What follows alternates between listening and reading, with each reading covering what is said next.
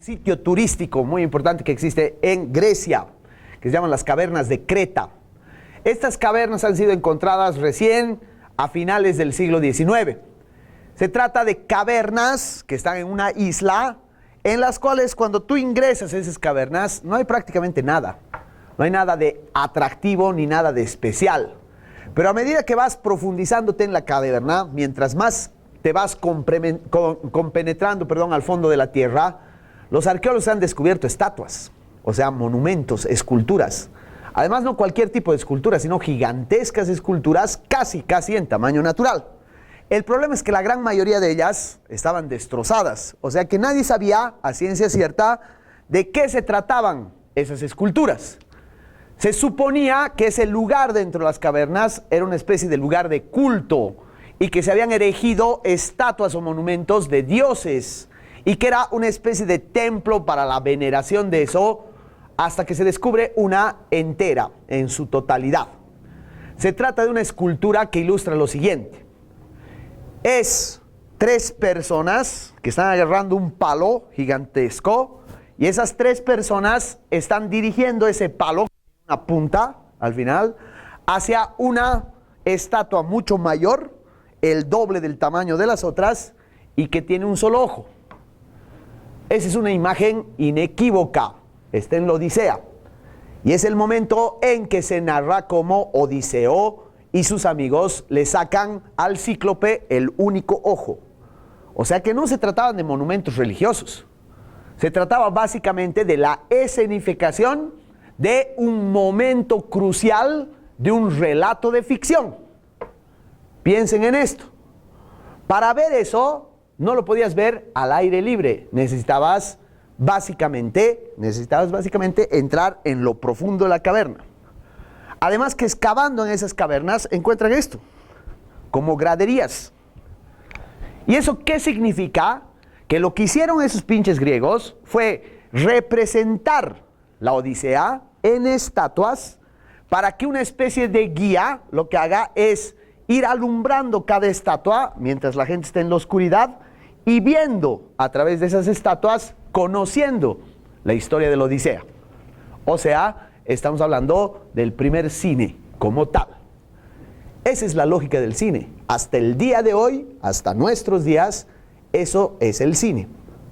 Es ese lugar específico a partir del cual nosotros ingresamos a un mundo paralelo, a una otra dimensión, a una creación absolutamente proveniente de fuera de la realidad.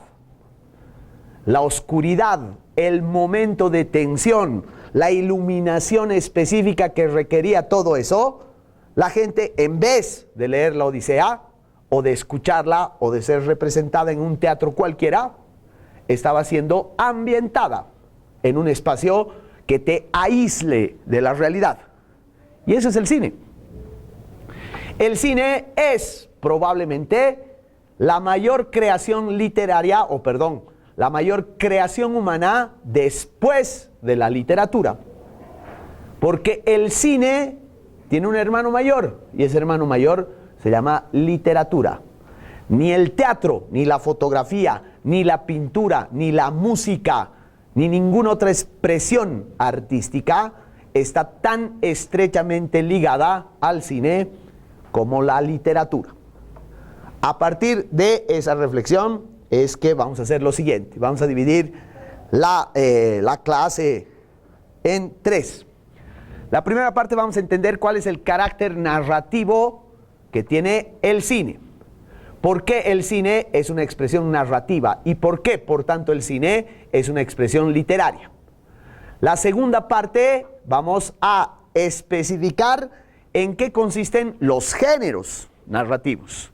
¿Cuáles son lo que ustedes en el trabajo audiovisual pueden explotar como géneros narrativos? Y ahí vamos a hacer hincapié en los detalles y las características de algunos de los géneros más importantes. Y tercero, vamos a aprovechar los momentos finales para hablar sobre lo que está pasando en este momento con el cine y con la literatura. Estamos viviendo un momento de profunda transformación. Estamos viviendo un momento de profunda yo no quisiera decir crisis, porque no es crisis, pero sí un momento de ruptura con todo lo establecido, y pues creo yo que a partir de esto les va a dar algunas pautas para que básicamente ustedes puedan hacer dos cosas. Uno, que les ayude en lo que se llama la apreciación cinematográfica. Un cineasta solamente es cineasta en la medida en que ve cine. Es como el escritor. No hay escritor que escriba más de lo que ha leído. Si conocen un escritor que escribe más de lo que ha leído, es un pelotudo. No le tiren pelota. Ese ñato es un impostor. No puede existir el que escribe sin el que lee. Lo mismo pasa con el cine. Tú no puedes crear cine si no tienes paralelamente lo que se dice un background, sin ver y conocer el cine. Pero en nuestra tarea como comunicadores, no solo nos basta con ver cine, sino con tener criterios y elementos para valorar ese cine, es decir, para evaluarlo. La crítica cinematográfica, que tengo entendido ustedes la van a ver en detalle con Santiago Espinosa o con otros expositores, es parte de eso. Pero también la comprensión de un elemento fundamental, que es la valoración de la narrativa como tal, que eso es lo que vamos a ver ahora. Bien, siendo el cine un, si quieren, acto narrativo, al ser el cine básicamente un producto que tiene como función contar algo, tenemos que entender entonces, lo que les decía hace un momento, que el cine es el hermano menor de la literatura. De hecho, es la única de las artes que comparte todas las especificaciones de la literatura. Jean Renoir, en los años 50, hizo una película que explica perfectamente eso. Esa película se llama La Gran Ilusión. Y el cine es eso. Es la gran ilusión del siglo XX y del siglo XXI. Voy a decir esto, pero no se lo tomen muy a pecho, ¿ya? El cine ha sustituido de alguna manera el papel de la literatura a partir del siglo XX, sin que esto quiera decir que sea mejor o peor. Pero las funciones en la sociedad que cumplía la literatura hasta el siglo XX han sido asignadas también por el cine. Y por tanto, estamos básicamente ante una expresión que parte de la misma cuestión. ¿Qué quiere la literatura? ¿Qué quiere el cine? ¿Qué hacen en realidad con la cultura, con la sociedad, con las personas, con los cinéfilos? Nos generan ideas concretas acerca de nuestros sueños. ¿Qué soñamos como humanidad? ¿Qué soñamos como sociedad? ¿Qué soñamos como cultura? Las historias son representaciones de esos sueños, de esas aspiraciones, de esas metas que tenemos. Por eso es normal que el cine hable del amor, hable de la justicia, hable de básicamente todo aquello que de alguna manera aspiramos como sociedad. Particularmente el amor y la justicia. Dos temas fundamentales. Por lo tanto, como eso no pasa en la vida real y como hasta el día que nos muramos no vamos a conocer a ciencia cierta lo que es el amor o la justicia, por ejemplo, el cine es nuestra gran ilusión. Es lo que nos permite proyectarnos en la idea de que sí existe o de que ojalá existiera. Pero más importante aún es que el cine es la gran ilusión también de nuestros miedos. Nadie, como el cine o como la literatura, reflejan a ciencia cierta nuestros miedos. Por eso, tanto en literatura como en cine, existe el género de terror. El género de terror es la proyección de nuestros miedos. Vamos a hablar de eso más adelante. Pero como sociedad, como seres humanos, somos tan insignificantes que hay cosas que nos atemorizan y que de alguna manera las exageramos a través del relato. Las exageramos, las convertimos en metáforas Y de esa manera construimos una visión de aquello que el hombre teme, entre otras cosas, el dolor, la muerte.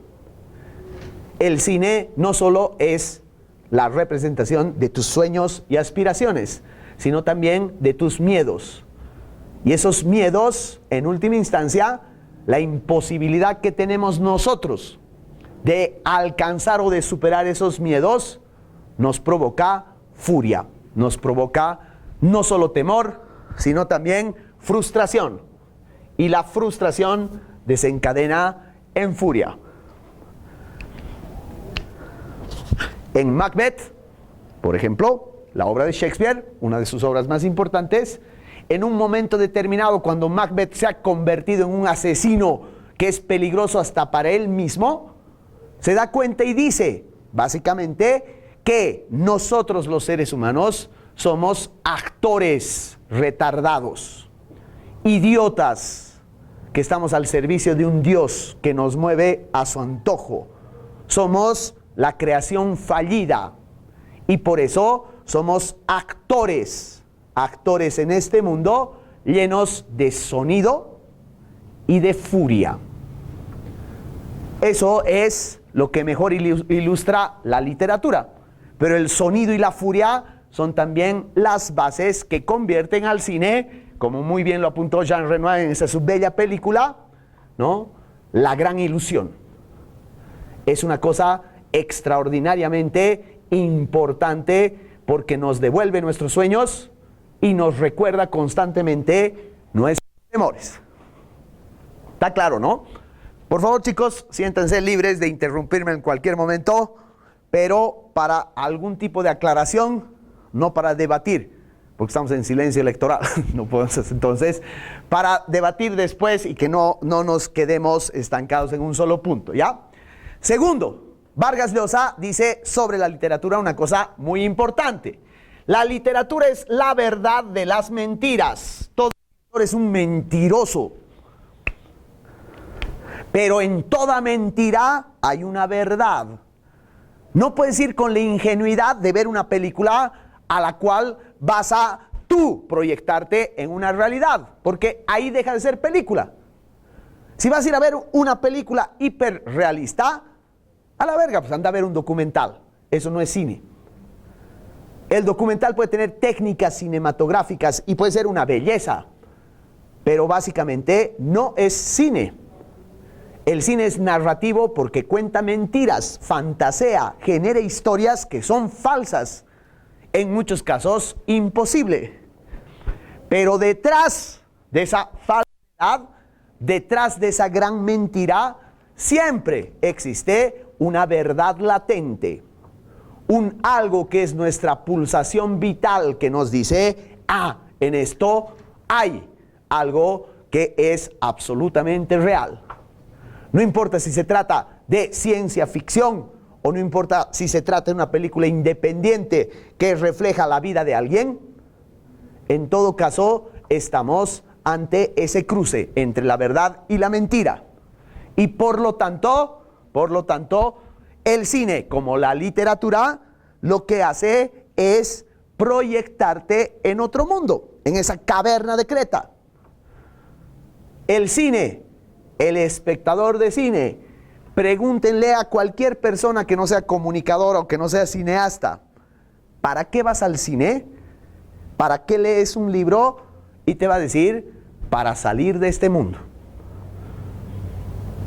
para proyectarme en otra vida, en la vida de los mentirosos. Esa es la gran, si quieren, paradoja de la literatura.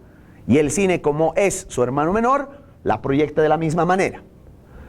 Por eso es que a lo largo de la historia, la narrativa literaria o cinematográfica se ha clasificado en géneros, que ese es nuestro tema. Los géneros literarios. Esos géneros literarios, tal cual existen en la literatura, de la misma manera se reproducen en el cine. Y no solo de la misma manera, sino con las mismas características. Entonces, estamos hablando de producciones humanas gemelas que tienen la misma lógica, el mismo sentido, el mismo nivel. Créanme, chicos, es muy importante y se van a dar cuenta que lo voy a repetir y recalcar constantemente. O sea, no veo yo ninguna diferencia entre el relato literario y el relato cinematográfico. La única gran diferencia que existe es el lenguaje. Porque el cine tiene su propio lenguaje. Y su lenguaje es audiovisual. Su lenguaje está emparentado con la pintura. Su lenguaje está emparentado, por supuesto, con la fotografía. Pero su lenguaje está emparentado también con la música. Porque el cine tiene ritmo. La edición tiene ritmo. ¿No es cierto? De esa manera, el cine ha logrado construir un lenguaje mucho más universal que la literatura. ¿Por qué el cine tiene un lenguaje más universal que la literatura?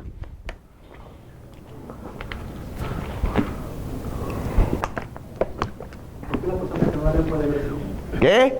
Es una persona que no lee. Exacto. Porque la literatura no puede ser entendida, comprendida por un analfabeto. Y el cine sí. Eso hace que el cine sea más poderoso que la literatura. Reitero, no estoy diciendo que sea mejor o peor, no existe tal cosa. Pero es más poderoso por la sencilla razón de que tiene más alcance. Y por la sencilla razón de que está comprendido dentro de la masa. Es decir, es un producto masivo. Por eso, recalcando esto, la única diferencia entre el cine y la literatura es los códigos que utilizan, los lenguajes que utilizan. Sobre esto podemos debatir horas en cuanto a lo que les voy a plantear. Pero yo soy un convencido de que esto, el lenguaje, es complemento a otra cosa. Me voy a explicar mejor. Un gran escritor es un gran escritor porque mezcla perfectamente dos cosas. Uno, su manejo del lenguaje. Lo mismo que un gran cineasta. Un gran cineasta maneja el lenguaje. Pero cuando ese lenguaje que lo maneja perfectamente está combinado con una gran historia, ahí un libro se hace perfecto. Lo mismo en el cine. Yo no creo, lo que hacen los críticos, por ejemplo, en esa separación. Que puedes decir, la historia de esta película es una huevada, pero sus efectos especiales son bellos, o su edición es hermosa, o su fotografía es preciosa. Para mí, en lo personal, creo que la verdadera obra de arte está en que ese lenguaje pueda proyectar una gran historia. Y si algo nos ha demostrado la literatura y el cine, es que para que una cosa sea una gran historia, tiene que cumplir dos requisitos. Anótense, receta. ¿Qué tienes que hacer para hacer una gran historia? Uno, conmover. Una historia que no te conmueve, no pasa nada. Pero no se tomen la palabra conmover en el término arjoniano de la expresión, ¿ya? No se trata de que llores, veas una historia y llores y digas, oh, qué bello. Que eso no es conmover, porque te puede conmover el asco, te puede conmover la furia, te puede conmover el dolor, te puede conmover el miedo. Si una historia, ¿ya?, te levanta algo en ti mismo y te hace reflexionar. Si una historia, como decía un gran maestro de teatro, si una historia te pone la piel de gallina en algún punto, es una gran historia. ¿Cómo te conmueves ante una gran historia? Cuando encuentras alguito que te hace pensar, esto yo lo he vivido, esto es posible. Y el segundo punto, por favor, anótense también, Esto genera siempre ronchas. Pero para que una historia sea una gran historia, no solo basta con que conmueva, sino además tiene que entretener. Esto genera tremendas ronchas. Porque siempre hay intelectuales que dicen, ah, no, es una obra de entretenimiento comercial. Yo no voy a ir a ver esas pajas. Yo quiero una obra que me haga reflexionar. Entonces lee un libro de Nietzsche, pues pelotudo, no vayas al cine a buscar una reflexión filosófica, a buscar básicamente algo que no tiene sentido. La literatura, si no te entretiene, no es literatura. Es ensayo, es historia. Hay subgéneros literarios. Pero la literatura te entretiene. Homero, en el momento en que estaba contando cómo Aquiles era despedazado, buscando entretenerte. Aunque su historia sea dura, aunque su reflexión sea profundamente filosófica. El cine lo mismo. ¿Ya? ¿Puedes buscar una reflexión filosófica? Claro que puedes. Yo les voy a dar ejemplos ahorita. Puedes buscar una reflexión teológica o puedes buscar una reflexión profunda sobre el ser humano, pero si dejas de lado el carácter del entretenimiento, esa obra ya no es cine. Puedes llamarla lo que quieras, menos cine. Entonces es muy importante que ustedes entiendan que la creación cinematográfica, la ficción cinematográfica, está hecha para entretener. Preguntita, ¿qué entienden por entretener?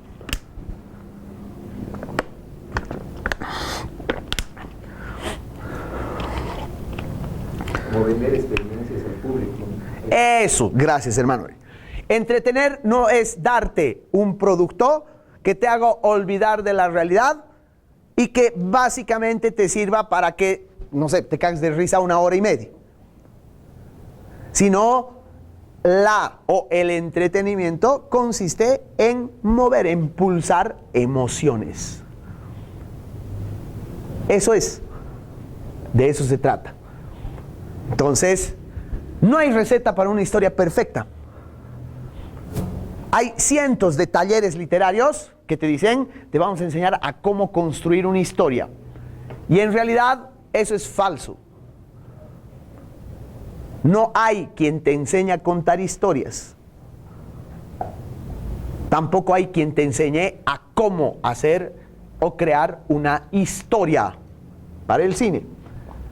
Pero tengan en cuenta siempre que toda historia te conmueve y toda historia te entretiene. Y eso es el punto perfecto. Ahora bien, como toda la literatura, todo el cine, en última instancia, lo que hace es mostrarte la condición humana.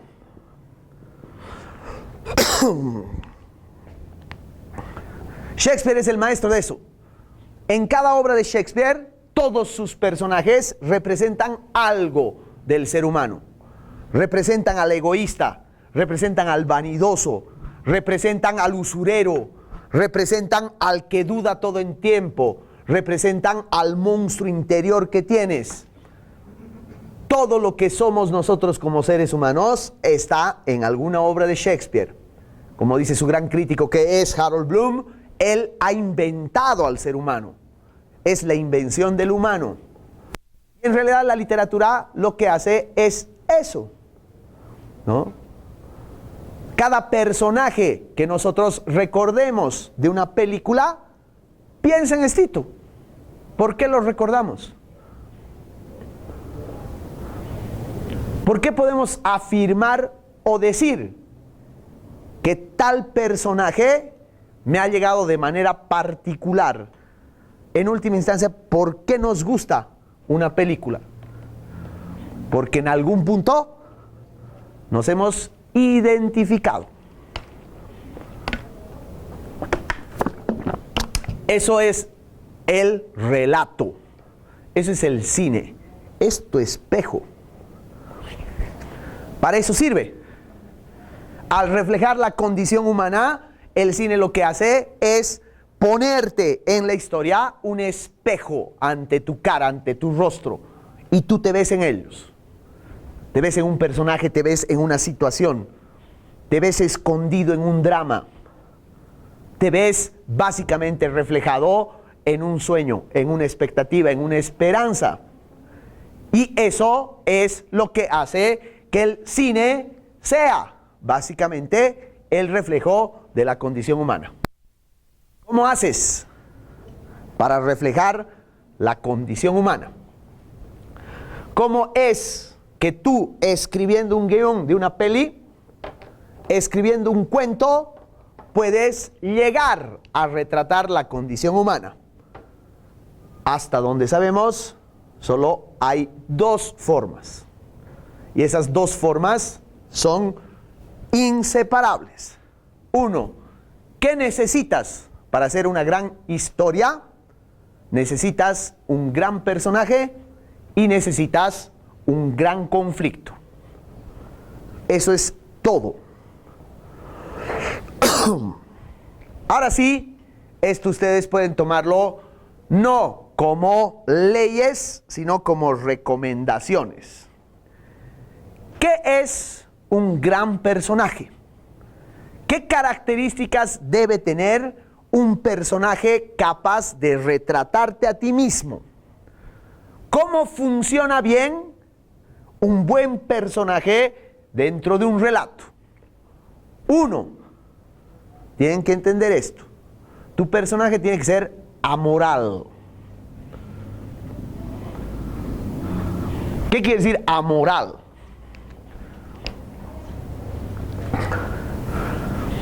No es lo mismo que inmoral. ¿Cuál será la diferencia entre amoral e inmoral? El inmoral está haciendo algo deliberadamente contra la ley o contra las costumbres. Pero una persona amoral es una persona que está más allá de esas leyes, esas costumbres. O sea, un personaje básicamente que no es ni representación del bien ni representación del mal en 100%. La gran mayoría, el 99% de los grandes personajes de la literatura o del cine son amorales. Porque suelen ser buenos, pero tienen alguito de malo, ¿no? O pueden ser malos y tienen alguito de bueno. En todo caso, básicamente logras identificarte con él. ¿Ya? No porque sea el mejor ejemplo, de ninguna manera lo es, pero es el que está más cercano a nosotros y es probable que todos lo hayan visto. Joker. Ese guasón, ¿qué es? Es un personaje amoral. Es un personaje de por sí repulsivo, es un personaje que comete cosas que nosotros nunca haríamos, pero es un personaje con el cual te identificas, ¿no? ¿Han visto? ¿Por qué te identificas con él? Porque son cosas que a todo el mundo le pasa. En algún punto puedes decir, a mí también me ha pasado esto. En algún punto tienes pena por eso. El personaje, además, es constructo del guionista. Jean-Luc Godard, cuando te habla sobre el guión, te dice, la primera característica del guionista es que tiene que ser capaz de matar a su padre, tiene que ser capaz de violar a su madre, tiene que ser capaz de traicionar a la patria. Con eso te está diciendo, no puede existir una moral definida en un guionista. Porque si el guionista se deja llevar por sus principios religiosos, por ejemplo, sus personajes, sus héroes, siempre van a hacer eso. Y por lo tanto, dejan de ser creíbles. Ser amoral, reitero, significa entender la dimensión absolutamente ambigua de la condición humana. No existe el malo 100% malo, no existe el bueno 100% bueno. Por eso es, chicos, que cuando ustedes ven películas, que ustedes salen de esa película diciendo que es ridícula, lo más probable no haya sido por la acción, sino porque sus personajes son como los personajes de las telenovelas mexicanas, ¿no ve? donde la mala está furiosa y entra a su cuarto pateando las puertas y dice, me vengaré de ti, Juan Alberto. ¿Quién mierda hace eso? A ver, ¿quién hace eso? ¿Quién habla solito en su cuarto para decir, me voy a vengar de ti? ¿No? Esa es básicamente el carácter que tiene el personaje.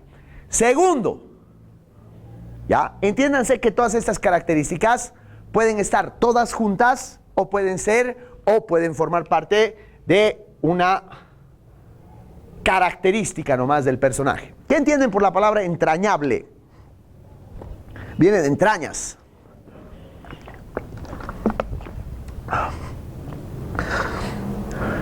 Cualquiera de ustedes, denme el ejemplo del personaje de alguna película de Disney que más les guste. Antiguas, porque solo he visto yo en mi tierna infancia. O sea que si me dicen La Sirenita, cagué, no voy a poder saber, ¿ya? Por ejemplo, me imagino que todos han visto todos el libro de la selva. ¿Cuál es el personaje más simpático? Balú. Ese personaje es entrañable. Van a pasar 500 años y te vas a seguir acordando de ese pinche oso. ¿Ya? ¿Qué tiene? ¿Por qué es tan entrañable? ¿Por qué lo llevamos en las entrañas? ¿Por qué no nos hemos olvidado de él?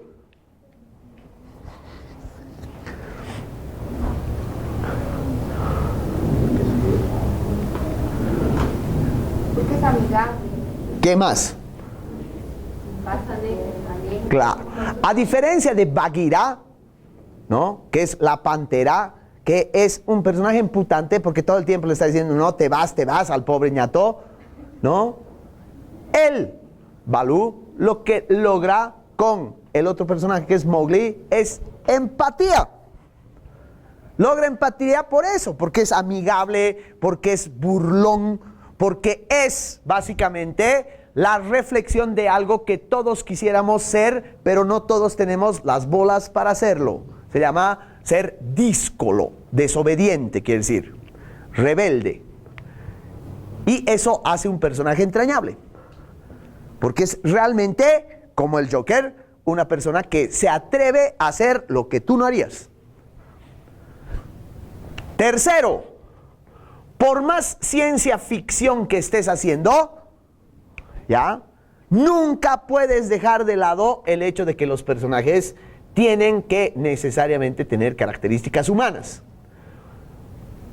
Tú ves un personaje ridículo que no es humano, estúpido como, no sé, Artudito de la Guerra de las Galaxias, pero tiene algo, ese puto robot, que lo hace algo humano. Disney hace eso, ¿no? Puedes ver una película de animalitos y te estás dando cuenta que los animalitos están reflejando una condición, una característica, un algo en el ser humano, desde sus rasgos hasta sus conductas y comportamientos. Y esto es importante, porque ¿qué pasa con la ciencia ficción, por ejemplo? Pues crear un robot. Isaac Asimov o Ray Bradbury, los grandes escritores de ciencia ficción, se han planteado esto. En una sociedad donde impera la máquina, ¿qué pasa cuando la máquina adquiere características humanas? Ese es el gran drama, por ejemplo, de una de las más hermosas películas de todos los tiempos, que se llama Blade Runner. La antigua, ¿no? La de los 80. En esa Blade Runner está todo el manifiesto de que el personaje, que es un robot, además es el malo a quien tienes que cazar, en realidad está lleno de una lucha interna en la cual quiere cazar su condición humana, de la representación de su condición humana. Y por último, todo personaje, por más ordinario que sea, es decir, por más común que sea, tiene algo de extraordinario. ¿En qué radica el carácter extraordinario de un personaje? Algo hace. Tiene que hacer algo que le quita su carácter ordinario. Tiene que vivir una situación más allá de lo comprensible. Porque eso es lo que te proyecta a ti.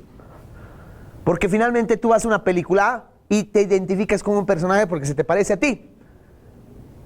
Porque se levanta, se baña, toma su desayuno, va a su oficina, trabaja, vuelve a su casa, cena, ve la tele y se duerme. Pero tienes que entender que si tú vas a ver una película de 2 horas con ese personaje, a los 5 minutos te vas a emputar. Porque todo el mundo quiere verse reflejado. Pero todo el mundo también quiere salirse de eso.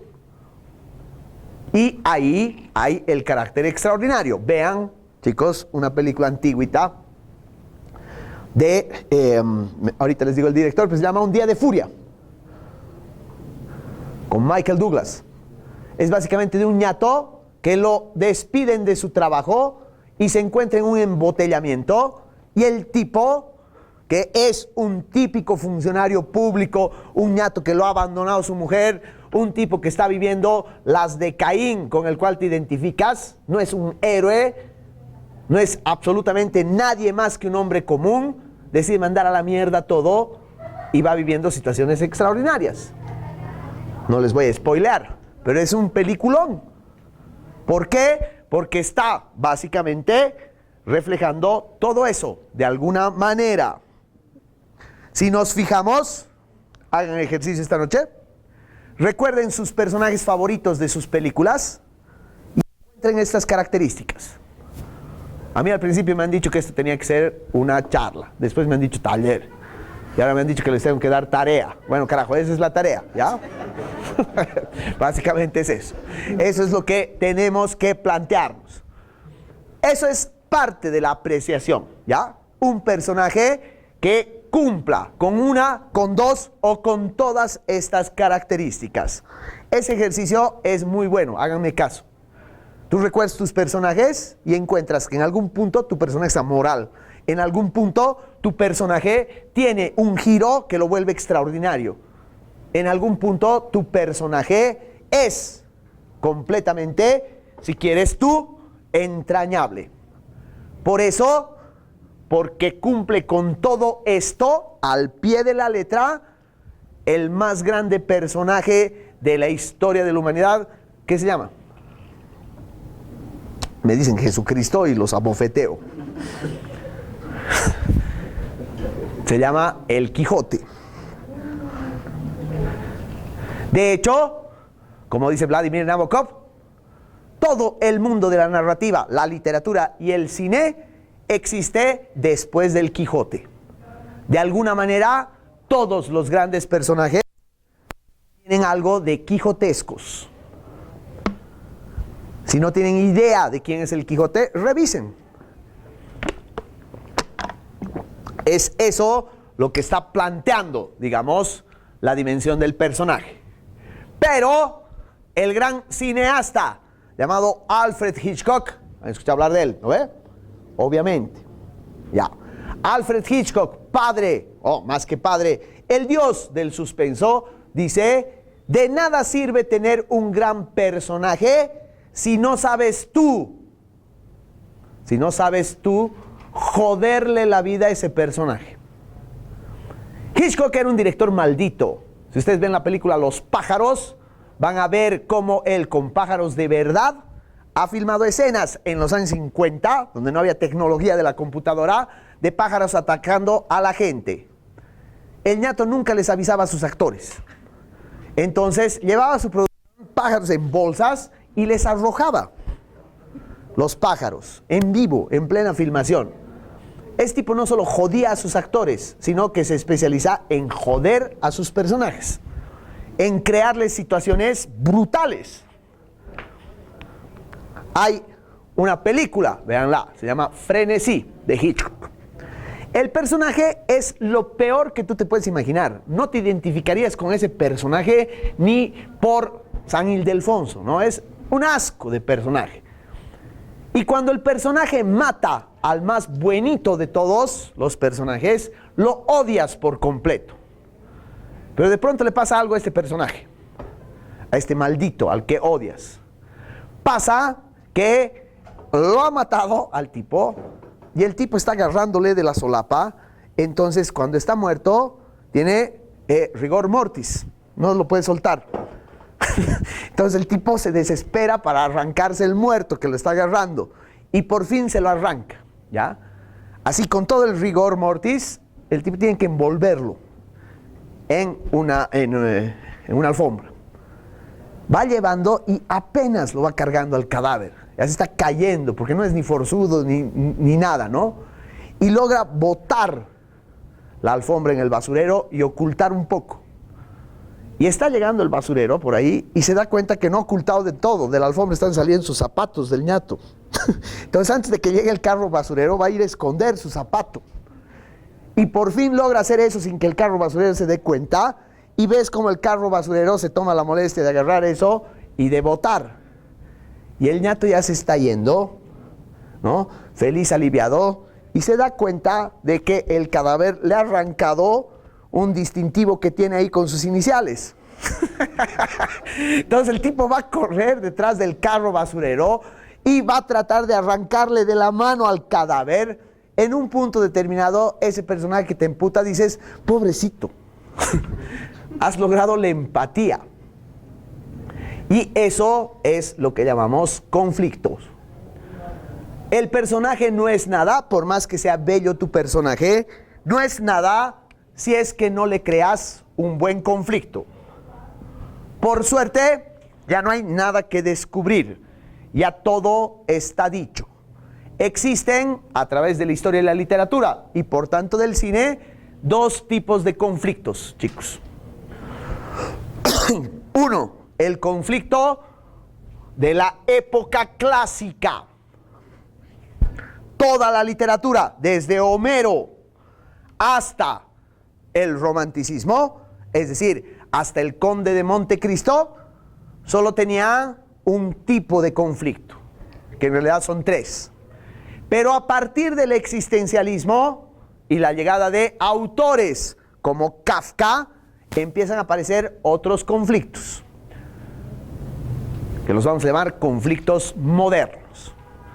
¿En qué consisten los conflictos clásicos?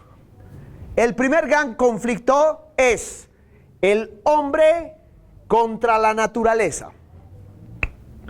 Es uno de los conflictos más elementales y más geniales. La Odisea es eso.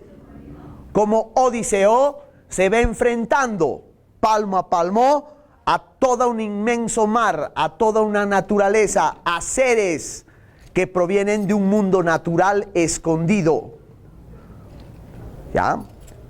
Esto es fundamental porque el hombre siempre se ha sentido disminuido ante la naturaleza, siempre. Por eso nuestra obsesión es dominarla. Y esto es un tipo de conflicto muy importante que ustedes puedan detectar. Vean, tómense en serio estas recomendaciones, chicos, porque son películas, algunas muy conocidas, otras no tanto, pero en todo caso son muy representativas de lo que les estoy diciendo. Esta película es una obra de arte. Se llama Aguirre y la ira de Dios.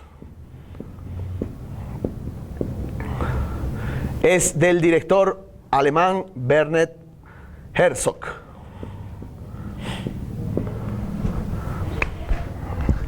Les voy a spoilear, pero les voy a spoilear una escenita nomás, que lastimosamente es la escena final. Pero cagamos, ni modo, ya. En Aguirre, la ira de Dios, lo que ocurre es lo siguiente. Un tipo llamado Aguirre llega a América en tiempos de la conquista española a buscar el dorado.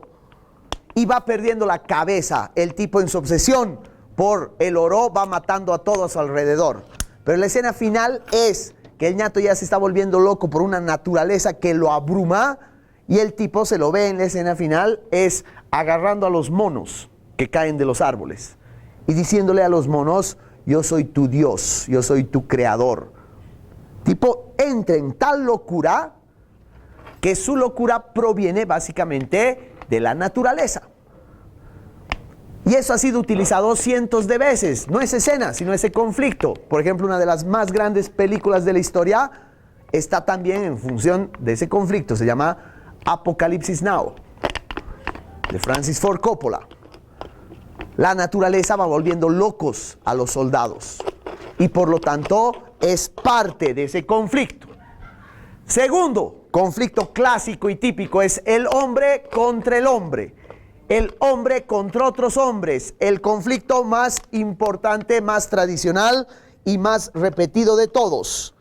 Esto se resume en una sola cosa: el bien contra el mal.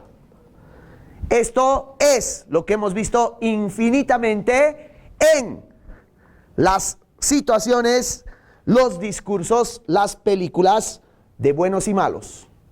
Todas las películas de superhéroes representan eso, aunque los superhéroes sean extraterrestres. Pero cuando tú haces una gran película utilizando este conflicto, por supuesto, no pueden morirse sin haber visto El Padrino. El Padrino, y en realidad todo el cine de gángster, no solamente plantea el conflicto de un hombre, de una familia, de un grupo contra otros hombres, sino plantea un conflicto básicamente de él contra todo lo que ha creado el hombre. En líneas generales, contra las leyes, contra las instituciones. Por lo tanto, este es el conflicto por antonomasia, el conflicto típico. Y por último, uno menos frecuente, pero también sumamente importante, es cuando tu personaje lo haces entrar en conflicto con Dios, con su fe, con sus creencias, con sus valores. Cualquier historia que hagas en base a estos tres conflictos es una gran historia. ¿Cómo lo manejes? Eso ya es parte de la astucia del que escribe. Pero estos son los grandes conflictos. O sea, dense cuenta que durante tantos siglos hay 3 ridículos conflictos que se han repetido. Desde la Ilíada, pasando por el Quijote y terminando en los 3 mosqueteros, esos son los 3 conflictitos que se han manejado. Pero cuando viene primero la Revolución Industrial y después las 2 guerras mundiales, el hombre entra en otros tipos de conflictos. La literatura, Kafka primero, y sobre todo el cine de los años 60 y 70 en Norteamérica, van a poder aplicar la nueva situación de conflictos. 1. El hombre contra la sociedad. El hombre contra todo lo que representa la pobreza, la desigualdad, la miseria humana, la ciudad. Vean una gran película que se llama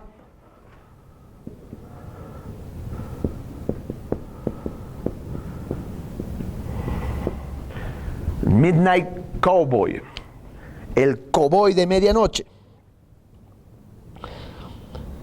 Es ahí cuando tú ves a un personaje. Es un personaje que es un chico adolescente del sur de los Estados Unidos que tiene pinta de vaquero, tiene un cuerpo escultural, tiene una sonrisa linda y se cree un vaquero. Y cree el ñato que puede vender su cuerpo, convertirse en gigolo, convertirse en puto, irse a Buenos Aires, a Nueva York y ganarse la vida como prostituto. Pero todo le sale mal, porque la sociedad le escupe en la cara.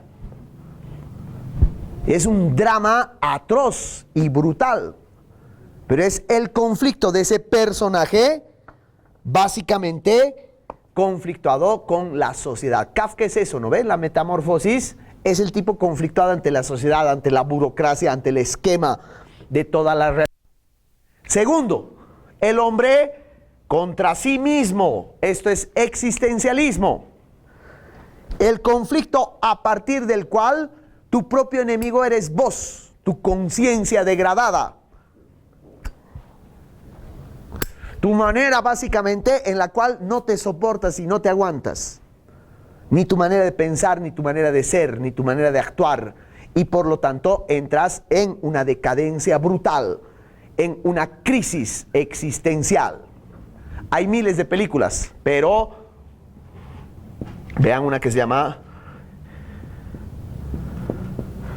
Raging Bull, o sea, Toro Salvaje, de Martin Scorsese.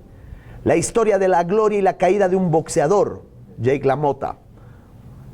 Es espectacular, es con Robert De Niro. Y lo van a ver a Robert De Niro engordar 40 kilos y enflaquecer como si nada. Pero es un conflicto existencial brutal, profundo. La acción ahí está de más. Lo que importa es cómo el tipo va cayendo, va degradándose. Es un peliculón y les va a ilustrar perfectamente ese conflicto. Y tercer lugar, una cosa muy importante, es el hombre contra lo que Nietzsche llamó el no Dios. Si aquí hay un conflicto del hombre con su fe, aquí hay un conflicto del hombre con su vacío. Es el no creyente y que se conflictúa por no ser creyente, por no tener un valor concreto, por no estar dentro de un esquema que nosotros llamamos religiosidad. Joaquín Phoenix está de moda por Joker. Vean una película anterior en la que actúa su mejor actuación, un peliculón que se llama The Master. En The Master hay este conflicto. Y ahí sí, Phoenix es un máster representando un tipo que entra en crisis ante su ausencia completa de fe, de Dios, etcétera, etcétera. Estos son los conflictos contemporáneos. Somos herederos nosotros de esa revolución industrial, de esas dos guerras mundiales que nos han arrasado como sociedad. Y forma parte de estos conflictos también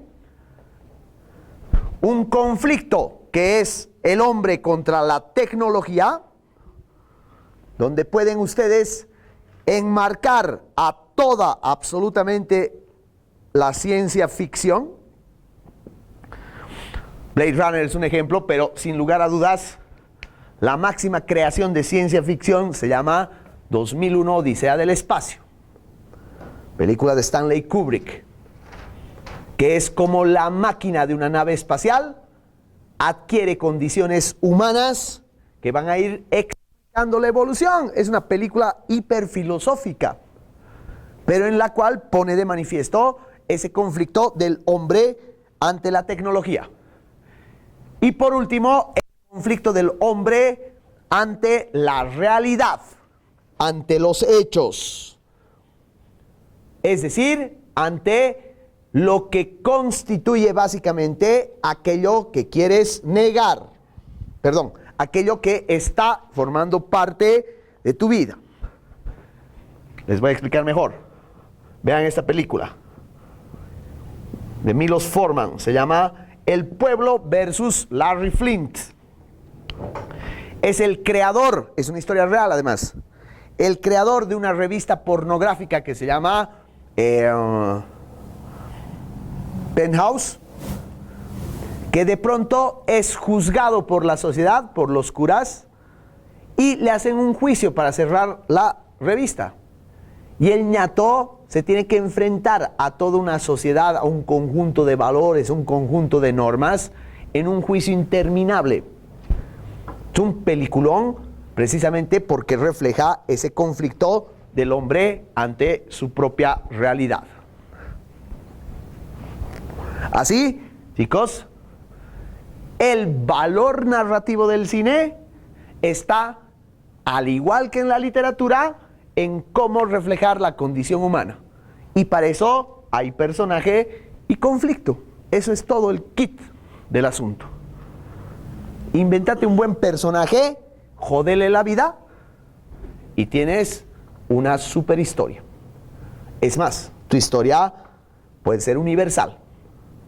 Eso es todo lo que hace referencia al valor cinematográfico, a la narración cinematográfica. Como les he estado diciendo y cargoseando hasta ahorita, son géneros literarios, en realidad. El cine ha utilizado los mismos géneros literarios. Hay 4 grandes géneros. Hay 4, nada más que 4. y de ahí se desdoblan subgéneros. 3 de esos 4 grandes géneros son griegos. El primer gran género, su tema central es el viaje. Es trasponerte de un lugar a otro, ir de un lugar a otro. En eso, la figura central es un héroe. El héroe atraviesa un viaje a partir del cual se transforma, cambia.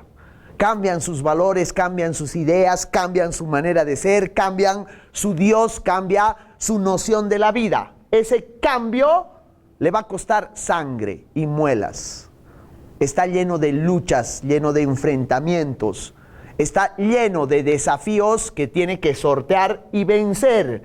Y por eso en este género que habla sobre los viajes, hay básicamente una presencia fundamental del paisaje.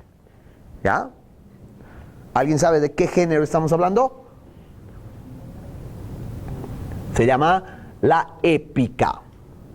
Star Wars, El Señor de los Anillos, son géneros épicos por excelencia. Es como la Odisea. ¿Ya? De lo que se trata acá es de entender cómo una persona puede convertirse. ¿No ve? Luke Skywalker se convierte en Jedi a través de un enorme viaje. El viaje, ojo, puede ser mental. El viaje puede ser espiritual. Todos nuestros rituales de iniciación son frutos de viajes. Es un cambio. La épica, como tiene básicamente el fundamento de cambiar, de transitar. Entonces, desde la Guerra de las Galaxias hasta, por ejemplo, Mad Max, lo que ocurre es eso. Un héroe se enfrenta a multitud de peligros encarnados en seres imaginarios, encarnados en peligros reales, encarnados en la sociedad. ¿Para qué? Para alcanzar un cambio, una transformación. Y aquí está en juego la representación más pura y más clara de el bien contra el mal. Punto final, a eso se reduce. El 90% de las películas, de alguna manera, son la épica. El otro género puro tiene que ver con la crítica. La crítica a la sociedad que empieza por la crítica a ti mismo. ¿Y eso qué significa? Básicamente desnudar lo peor que tenemos. Desnudarlo hasta el punto de exagerar. Y con eso ausentarte de todo valor. Y eso es básicamente, literalmente, un reflejo de la sociedad cínico, donde son cuestionadas las nociones del bien y del mal. ¿Para qué? Para extirpar, para sacar aquello que es feo. ¿Alguien sabe de qué género estamos hablando? Aunque no crean, se llama comedia. La comedia es eso. Es un acto. La gran comedia, ¿no ve? La buena comedia. Un Charles Chaplin, por ejemplo. Un Mel Brooks. La comedia básicamente es un reírse del ser humano, reírse de sus defectos, reírse de sus creencias, para de esa manera, un poco como el Joker, ¿no? Comprender que hay cosas que hay que extirpar, que hay que sacar, porque son demasiado, si quieren ustedes, ridículas, cuestionables. El tercer gran género se llama la introspección, o sea, la búsqueda de ti mismo. Mirarte a ti mismo. Y cuando te miras a ti mismo, comprendes cómo es tan jodido traspasar los límites. Aquí está en juego tu destino. Aquí básicamente lo que se busca es generar la conciencia del alma humana, de las bajezas y de las miserias humanas. Y en esto, básicamente, hay otro tipo de viaje. Un viaje hacia tu espejo interior. Y cuando uno realmente se mira a sí mismo, lo que encuentra es dolor. Lo que encuentra es frustración. Lo que encuentra es tormento. Pero no hay nada mejor que el dolor para hacerte reflexionar. Para que te comprendas como ser humano. ¿De qué género estamos hablando? Se llama tragedia. Estos son los tres grandes géneros griegos. La épica, la comedia y la tragedia sirven para eso. Entonces, a lo largo de la narrativa cinematográfica, lo que hemos hecho básicamente es comprender que el relato gira en torno a una historia que quiera una introspección, una historia que quiera una crítica o una historia que hable sobre una transformación, sobre un vuelco, sobre un giro, sobre un viaje. Eso se complementa con un género propio del siglo XX. Ese género es todo lo contrario, es la inmundicia. El reflejo de la inmundicia de todo lo que nos rodea. El retratar el asco de la sociedad. Ahí tu héroe ya no es un héroe cabal, es un antihéroe, porque casi siempre es malo. O casi siempre está lleno de vicios. O casi siempre está lleno de defectos profundos. El ambiente en el cual se desenvuelve es el ambiente del Joker, es esa ciudad gótica marcada por la corrupción, marcada por la violencia, marcada por el crimen. Este género es bien del siglo XX porque es un género propiamente urbano. O sea, el escenario casi siempre es la ciudad, y la ciudad moderna, la selva de cemento. Y lo que hacemos nosotros como espectadores es sentirnos parte de la cloaca. Somos como ratas que vamos viendo desde abajo las cosas, descubriendo todo lo que es la corrupción, el alcoholismo, la prostitución, las drogas, ¿no? Lo horrible mismo que es la sociedad. Y siempre existe la traición. La traición en el amor, la traición en la amistad, la traición básicamente de tus principios y de tus valores. Este género te despierta. Es un espejo, pero no es un espejo que te muestra un algo bonito, sino que te despierta básicamente a ese horripilante mundo que es la realidad. Por eso mismo se llama en cine el film noir, o sea, el cine negro. Casi siempre es policial. La época de oro del cine negro es los años 40. Pero el cine negro ahorita va desde una película como Joker, por ejemplo, donde si se fijan hay todas estas características, hasta películas de dibujos animados. Entonces, estos son los 4 grandes géneros que constituyen la base del relato tanto literario como cinematográfico. Estos géneros se subdividen. O sea, todas estas características, queridos, pueden actuar en otros subgéneros. ¿Cuáles se les ocurre? Por ejemplo, uno que amenaza siempre desaparecer, pero que en algún punto vuelve. Uno de los mejores géneros, y que probablemente ustedes haya sido uno de los que menos han visto. Se llama el western. Las películas del oeste. Las películas de cowboys. Préstenle atención a un director. Los anoto aquí. Se llama Sam Peckinpah. Búsquenlo. En la historia, por ejemplo, La pandilla salvaje de Sam Peckinpah, lo que pasa es lo siguiente. Una pandilla de asaltantes asalta un banco, pero es una trampa. Entonces, el ñato, el líder de la pandilla, les dice a todos sus compañeros, huyamos a México. En México están felices, pero de repente comprenden que son criminales y que la felicidad no es para ellos, que su vida es de ser unos criminales asesinos, y deciden volverse. Entonces hacen tratos turbios con los mexicanos para venderles armas, pero para conseguir armas tienen que robar al ejército. Así siguen sus fechorías, ¿no? Pero en una de esas, la pandilla salvaje se ve en la obligación de vender a uno de sus miembros. Se lo entrega al mexicano que quiere vengarse de él. Y los malos, esa pandilla salvaje de malditos, ¿no? Cuando se va con el oro, se van satisfechos, sacrificando a uno de ellos, que es el mexicanito, que es el que menos importancia tiene.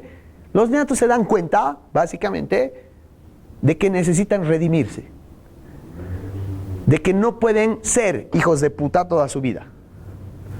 Entonces, básicamente lo que hacen es suicidarse. O sea, se entregan a una guerra que no podían ganar. Es un peliculón de principio a fin, pero ambientada en el oeste. Tiene las características tanto del cine negro como las características tanto de la épica. O sea que el western es uno de los géneros que mejor resume la narrativa. Ahí están otros que pueden ser infinitos. El terror,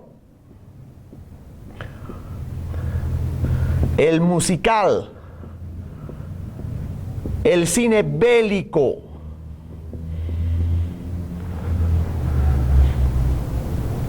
todos los otros géneros que nosotros podemos identificar, la ciencia ficción. Les digo algunos rápidamente.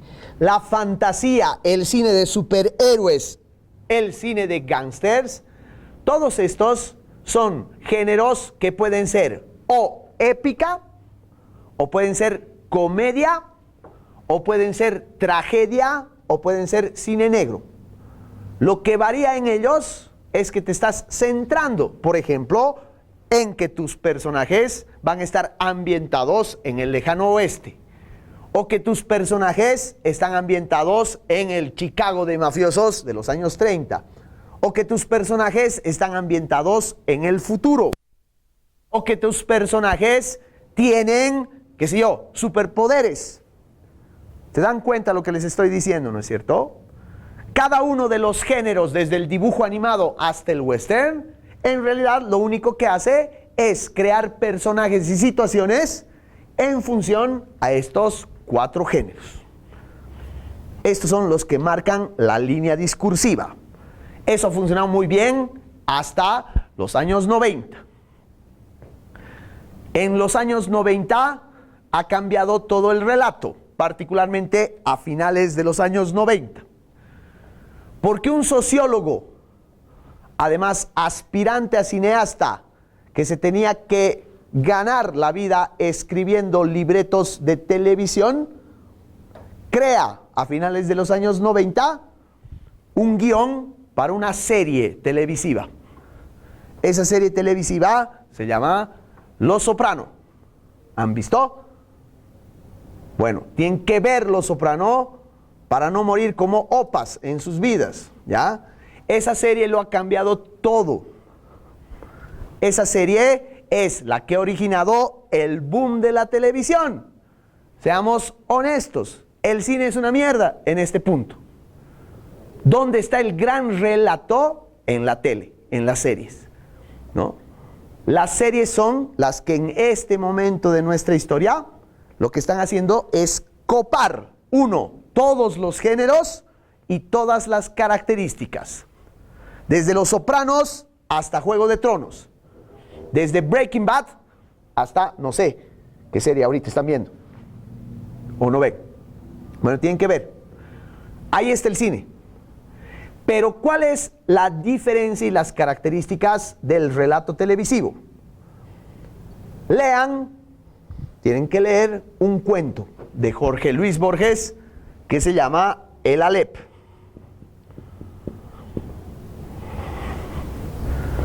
En El Alep, Borges, en los años 40, imagina a un personaje que de pronto llega a su subterráneo, a su despensa que está ahí abajo, y descubre una esfera, una bola, como una bolita de cristal. Pero a medida que se va acercando a esa bola de cristal, va descubriendo que en esa esfera está contenido todo. Está contenido el tiempo, está contenido el espacio, está contenido el amor, las palabras, la mesa, el marcador, la existencia humana. Es básicamente lo que se llama el metarrelato. ¿De dónde proviene? Para seguir con el ejemplo actual, la película El Joker.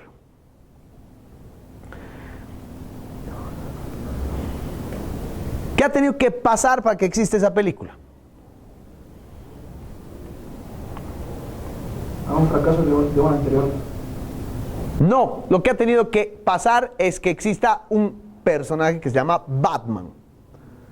Existe un personaje llamado Batman que ha generado cientos de películas. El Joker es un relato dentro de otro relato.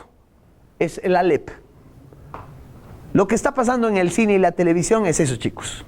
Estamos viviendo en el mundo infinito de las nuevas tecnologías que nos están llevando a la construcción de relatos inagotables. ¿Han visto Breaking Bad? Bueno, Breaking Bad ha hecho una precuela que es ya no la historia ni de Jesse Pinkman ni de Walter White, sino la historia de su abogado, Saul Goodman. Un abogado secundario en la serie que tiene su propia serie y que los fans de Breaking Bad vemos esa serie, que es otra serie dentro de una serie. Pero de esa serie ha salido recién una película, que es en realidad como un capítulo final, que nunca se dijo en la serie. Entonces, ¿qué está ocurriendo en el mundo del cine? Y si no entendemos eso, no vamos a poder ni hacer cine ni valorar el cine. Estamos viviendo el mundo del relato infinito. Es el mundo de Borges. Borges es la literatura de lo infinito, de lo que se repite. Y entonces, cada personaje puede tener su precuela, cada personaje puede tener su secuela. Ya no lo agotas. El cine moderno ya no es una historia que queda para siempre. Es una historia que se puede repetir al infinito. Ese es un cambio radical. Sin embargo, ¿qué está pasando en las series contemporáneas? Está pasando lo mismo de siempre. Está pasando esto. Son esos 4 putos géneros que se repiten y se repiten y se repiten. Se modernizan, se adaptan. Pero fíjense que la humanidad no ha cambiado. La literatura no ha cambiado. El cine se ha modernizado, se ha adaptado, pero no ha cambiado. Eso, básicamente, es lo que determina que cuando hablamos de un relato cinematográfico, no cometamos el error de pensar que el relato cinematográfico está en su lenguaje. Les digo eso, chicos, porque aunque les parezca a ustedes obvio, en realidad no es tan obvio. No por manejar muy bien una cámara, o por ser un gran editor, o por haber creado super efectos especiales, vas a hacer una gran película. Es más, Martin Scorsese, gran director, uno de los últimos que queda de la generación de cineastas de verdad, ha levantado una polémica brutal cuando ha dicho: yo no veo las películas de superhéroes porque eso no es cine. Y le han hecho despute, ¿no ve que vivimos en el mundo políticamente correcto? Es decir, ay, ¿cómo va a decir eso? ¿Qué se cree? Que desprecia. Pero tiene toda la razón del mundo. Porque dice, en esas putas películas no hay historia. O la historia es una repetición ridícula de algo que ya sabemos. Lo que vale en esas películas y lo que la gente va a ver son efectos. Son continuidades de cosas que son pura forma. Pero esto ha desaparecido. Tiene toda la razón del mundo, Scorsese. Por más tosco y bruto que suene, tiene toda la razón del mundo. El cine es y va a seguir siendo la manifestación de una narrativa. Y la narrativa tiene personaje, tiene conflicto y tiene géneros. Punto final. Por eso, no tengan ningún miedo en pasarse a la televisión. Porque como el cine ha entrado en esa lógica de matar la historia, quienes se han apropiado de las grandes historias son los que hacen series de televisión. Ese es el gran cine. Ese es el gran relato cinematográfico, que aunque no lo veamos en una sala, está formando parte de nuestra cultura audiovisual. ¿Qué tienen esas series? Aunque les haya imputado el capítulo final o la temporada final de Game of Thrones, Game of Thrones es un conjunto de personajes que están repletos de conflictos y que esa obra atraviesa todos estos géneros. Fíjense, ¿alguno de ustedes ha visto Juego de Tronos? Game of Thrones. ¿Sí? ¿Quién ha visto? ¿Tú has visto? El personaje de Jaime Lannister, ¿qué es? Es épica pura. El tipo viaja de un lugar al otro y en eso hay una transformación. De ser el cabrón maldito pasa a ser un héroe. Y esa transformación es durísima, jodida para él. Pierde una mano, pero no solo eso. Pierde a su ñata, que es su hermana. Eso es lo que le da al relato cinematográfico su grandeza. O sea, el Jaime Lannister es el Ulises, es Odiseo. Estamos repitiendo Homero, por suerte. Y eso es básicamente lo que constituye parte de lo que quería compartir con ustedes ahora. Gracias.